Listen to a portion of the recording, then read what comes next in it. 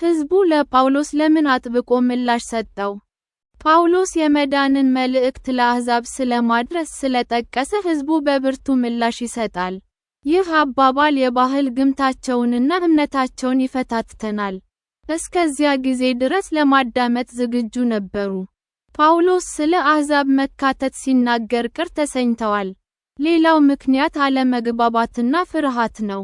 ከሕዝቡ መካከል ብዙዎቹ እውነቱን ሳያውቁ ስለ ጳውሎስ ወሬዎችን አምነዋል። ሙሉ በሙሉ ከማዳመጥ ይልቅ ስሜታዊ ምላሽ ይሰጣሉ። ምላሻቸው የሐሰት ግምቶች ምን ያህል አደገኛ ሊሆኑ እንደሚችሉ ያሳያል። ሕዝቡም ጳውሎስ ለውጥን ስለሚወክል በብርቱ ምላሽ ይሰጣል። በአንድ ወቅት ከእነሱ ጋር ቆሞ ነበር። አሁን ግን ኢየሱስን በድፍረት ያገለግለዋል።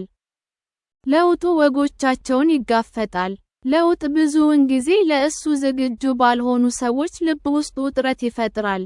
በመጨረሻም የሕዝቡ ምላሽ ኢየሱስ ተከታዮቹ ውድቅ ስለተደረገባቸው የተናገረውን ይፈጽማል። የጳውሎስ መከራ የምስክርነቱ አካል ይሆናል። ሕዝቡ ቢቃወምም፣ እግዚአብሔር አሁንም ጊዜውን ይመራል። ውድቅ እንኳን የእግዚአብሔርን ዕቅድ ሊያስቆም አይችልም።